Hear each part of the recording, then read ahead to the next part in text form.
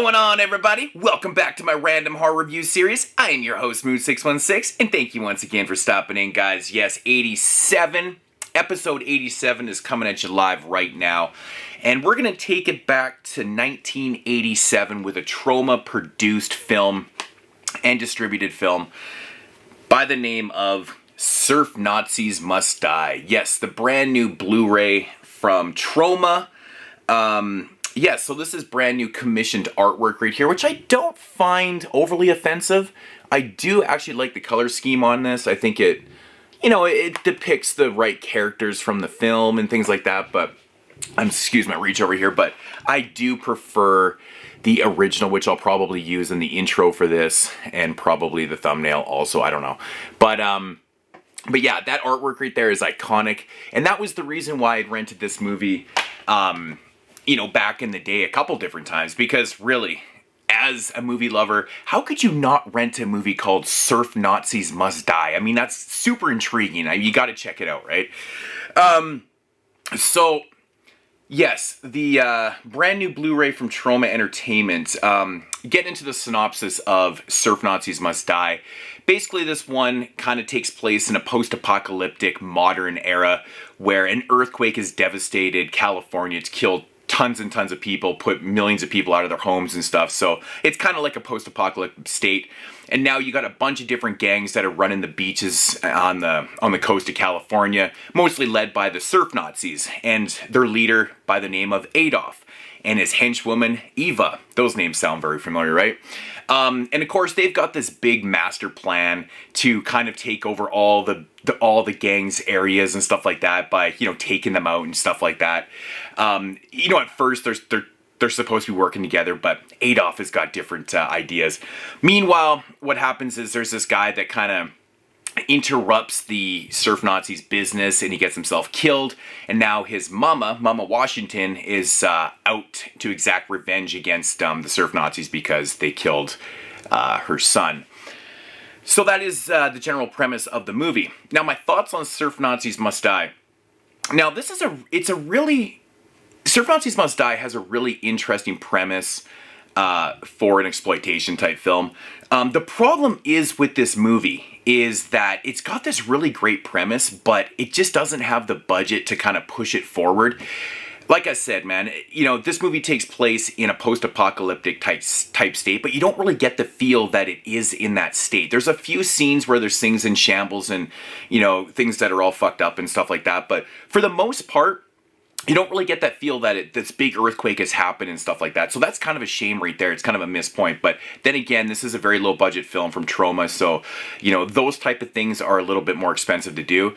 But like I said, though, I like the idea of these gangs, all these specific type gangs. We got the Surf Nazis. We've got the samurai surfers, the pipeliners. There's the biker gang. So it does depict all these different types of gangs. But it spends a lot of time just with the Surf Nazis and certain things with them.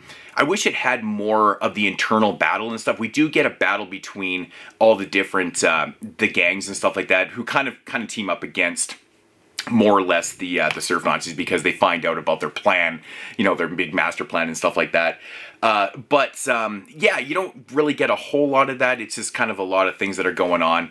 But then you got this revenge aspect also in the movie, which is kind of cool, which kind of takes over in the third act of the movie. And it almost seems like it's two different type of films. Like we've got this Surf Nazis master plan and we've got this revenge act too.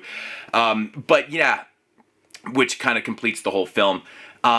But the thing is, though, with this movie, it's very clunky. You can tell that there's a big idea here that could not be executed properly. And that's where the editing comes in. It's very kind of clunky in editing at times. And it almost feels like they had this big script and they can only shoot what they could afford. So that's the way they edited it. And it kind of feels like that. At times, it almost feels like it is unfinished at times. You're like, okay, so it kind of goes from this scene to this scene and this part in the narrative. And you're like, okay. But, it is Troma. So what do you expect? Low budget films for the future, right? I do like the music in this. The score kind of reminds me of the Running Man score. There's parts of the score that completely remind me of that, and it's very odd. I can't think if it's like a ripoff of it or if it's like an interpretation of the kind of the theme from The Running Man. I don't know. I could be tripping on that, but that's what it kind of reminds me of. As for like, you know, the exploitation era aspect of this film is definitely there. I mean, we've got the Nazis, we've got Adolf, we've got Eva. It exploits all these type of gangs. There's a little bit of nudity in this. Not much blood and gore, which surprising.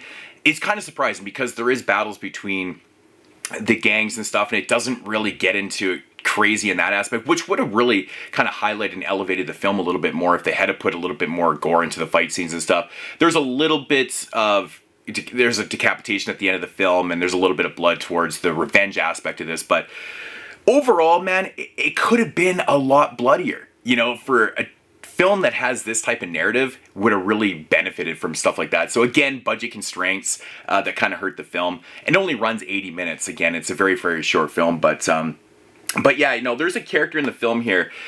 His name is Hook. He actually lost a hand in a shark attack because he's a surfer. And he's dressed up, he kind of looks like Alex from A Clockwork Orange. He's got the top hat and the white coat and stuff like that. You know, you would think in a movie like this, all the characters would be completely over the top and shit like that. Like the Adolf character is very flamboyant, and obviously that's a joke. I mean, in 1987, they thought it was socially acceptable to make fun of people's sexuality, even though there is a scene where he's actually having sex with Eva in here, but they make fun of his gayness and stuff. It's kind of weird.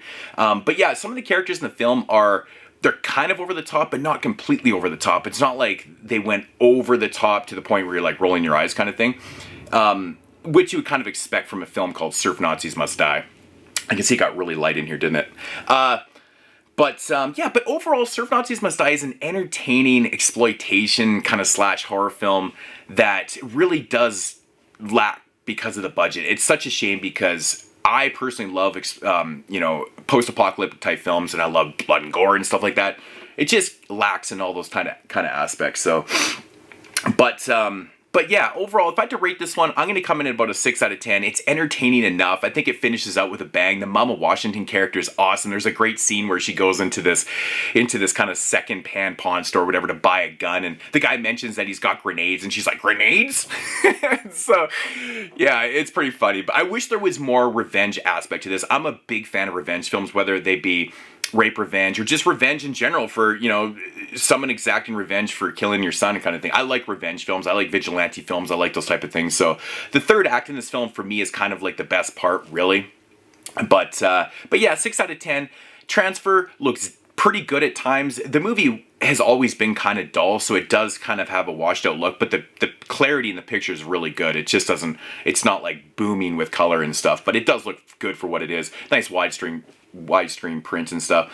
Now, if there's one reason to pick up this release, it's most definitely for Lord Kaufman's intro. I'm not going to say anything about it, but it's shot during COVID and it's funny as hell. It's like 2-3 minutes of just pure gold. He's so funny in it. He says some shit that's pretty shocking. It's like actually really funny.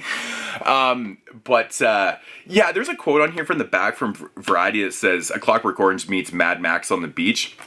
Yeah, I get where they get that from. Obviously, the one character that kind of looks like Alex, and it has that post-apocalyptic idea, I wouldn't say feel to it. Because honestly, if they had omitted the earthquake part in this, you would even know it was a post-apocalyptic type film.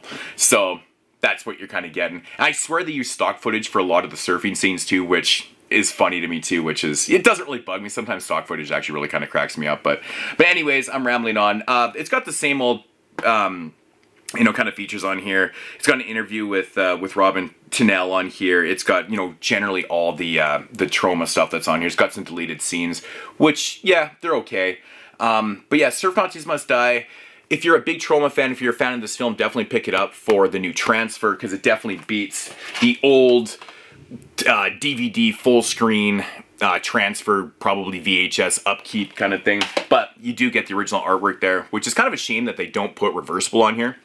I never understood why Troma, who owns the rights to this and stuff, could put the original artwork as a reversible, but don't. Just lazy. Come on.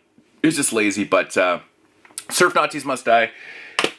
It is what it is. Check it out at your own risk. I think it's okay for what it is. It should be so much better given the idea. Those are my final words. All right, so that's going to conclude episode 80. What did I say, 87? Yeah, 87. So I'll be back soon with some more reviews. So until then, thank you for watching. And as usual, is